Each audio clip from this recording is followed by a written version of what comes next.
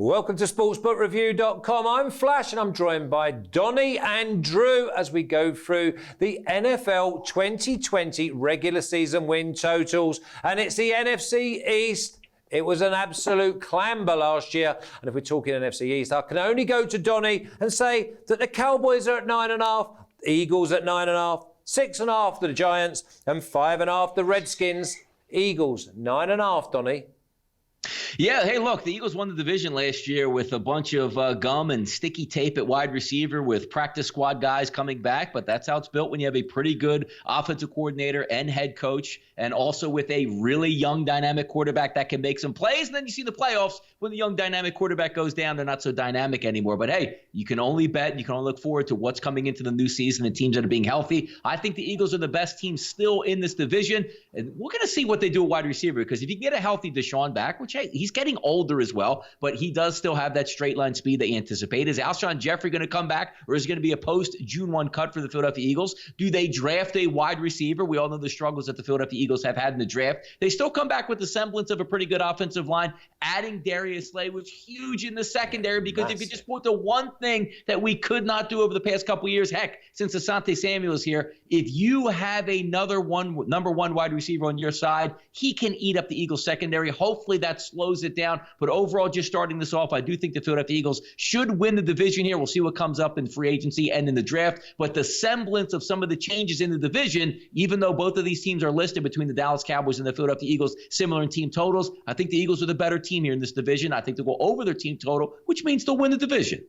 Yeah, all they've got to do is try and find someone that can actually catch the ball, which does help, Drew. It should. I agree with Donnie's takes. I think the Eagles ought to be the favorites, and I like them to win the East. And what about the Cowboys then at 9.5 and no Garrett? Man, taking Garrett out of the picture you would think would be a plus, but I don't know really what to make of Mike McCarthy. The next time we see a coach, who has kind of been, had a run like McCarthy had and then is now a retread, we've seen this before with Jeff Fisher, with John Fox. The game may have passed him by. And I know he kind of got some buzz when they hired him that he had been kind of spending a lot of time with Pro Football Focus. And, he was up on the, he was all in on, what makes a good team. And, all that stuff sounded like fluff to me once you start to see the decisions that they're making franchise wide. And they've really rostered this team in a lot of the same ways that the Rams did, where it's like stars and scrubs. They're going to need hugely important contributions from players way down the depth chart because they have some very, very lean positions. They lost two super important players in Byron Jones and Robert Quinn. Massive, their defense was not great last year anyway. And you take two of the blue chip players off of that defense. That's a huge red flags for me. Leighton Vander Esch, if he'll ever be, the same player that he was, in terms of promise his rookie year with his neck injuries remains to be seen. How they're going to generate pass rush, how they're going to have coverage is these are huge questions that I don't think have easy answers. Now, if they get another kind of repeat performance from Dak Prescott at the quarterback position, then they're going to score like bananas. And the fact that they retained Amari Cooper was huge, because he really, between him and some of the younger wide receivers on that roster, they have a very competent offense, especially a passing offense. And, they have the elephant in the room now is they have so much money committed to Zeke. That's obviously changed what they can do franchise wide for rostering the rest of this offense and defense. And, they're going to have holes because of it. And, but that's the price you pay. And, this is a team that, they're going to be able to win games if they can play like they played against the Rams last year, where they just were unstoppable from a scoring standpoint, and they just ran away from teams. And then they're going to lose games that they should otherwise win because their defense can't stop anyone. So it's going to be interesting to see how they play this out. I have them currently at 9-7 with the talent on this team, but one or two injuries, especially to the offensive line, for instance, some of those guys are getting up there in age. If you have some key injuries to some of your stars on this team, this goes sideways real quick. Yeah, I like the under. I do like the under, just because I don't think they win enough games on the road, and they're obviously going to lose some at home as well. Now, we've got the Giants and the Redskins. Donny, Giants 6.5, Redskins 5.5. I'm going Redskins under 5.5 because them and the Jags, for me, are unders.